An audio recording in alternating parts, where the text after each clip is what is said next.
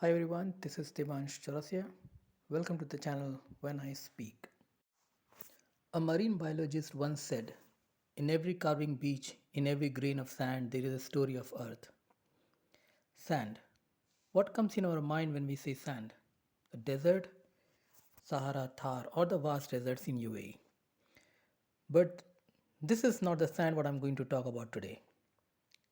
I'm talking about the sand which has a specific shape. It's angular and it has certain properties. Yeah, you got it. I'm going to talk about the sand that we use in constructions. Nobody speaks much about sand, though it is so important for our living.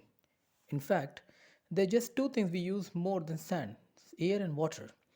We talk about water conservation, water scarcity, world running out of water.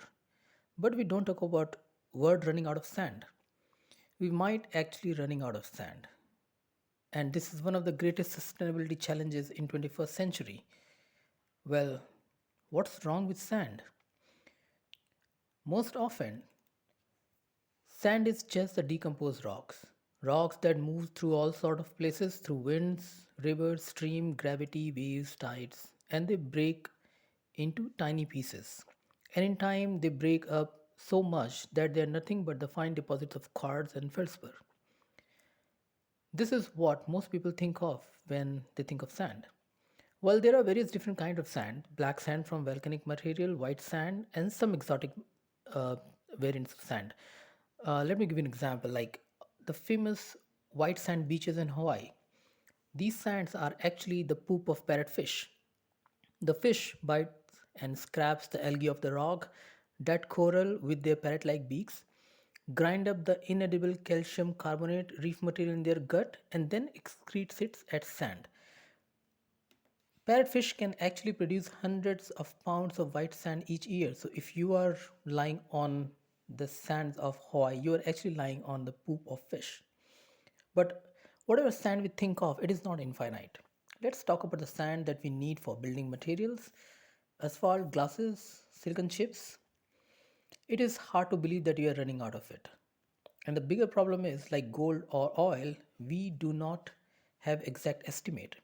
We don't know about the sand deposits, exactly how much it is. We don't know how much we're extracting and what is our overall consumption. And so there is no dollar value associated to it. UN believes that we are consuming approximately 50 billion metric ton of sand each year, and few billion is replenished by the nature, but we don't know how much. Right? With the current rate of consumption, we are sure that we are running out of sand because planet is not replenishing as much as we are consuming.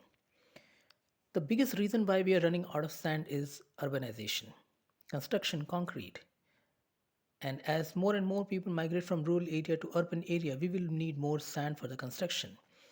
Out of the current population of 7.6 billion people worldwide, 4.2 billion are living in urban areas, which is four times of what it was in 1950. And this number will increase by another 2 billion and will reach around 6.5 billion by 2050, which means we will need more sand. If you look at the recent data in North America, Caribbean, and Latin America, the overall population, 80 plus percent of overall population lives in urban area. In Europe, it is 74%. Australia and New Zealand together is around 68%. And in Asia, it is 50%. 50% population lives in urban area and 50% in rural area. In Africa, it is slightly less. 57% in rural area and 43 in urban area.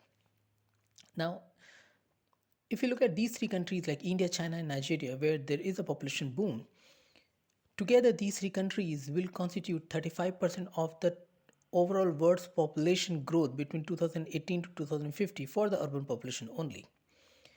And if you're thinking, well, if there's a population growth and we need more sand for the construction, how about the deserts? Well, we can't use them. They're the wrong shape. You remember I mentioned the angular? So the sand which does not have the angular shape and they are not vary in sizes, we cannot use them because they're too round and too smooth and they cannot have the binding property, right? Now, most of the sand which are angular in shape, they are in the protected areas like seabed, coastline, quarries, riverbank, which is why the sand mafia is so rampant. And these sand mafia extract sand largely from riverbeds. because this is the easiest and most cost effective way of extracting sand. Sand extraction from places which are like with fragile ecosystem can have a huge environmental impact. Like extracting sand from the river can have a reverse effect on the river itself. It reduces the water holding capacity of river, and that will lead to water draining over the river, which leads to drought. The sand problem is so big that UN had a roundtable only focused on sand. So the obvious solution is to stop illegal extraction, reduce sand consumption, and we need to find alternative like M sand or manufactured sand, which is manufactured from construction debris.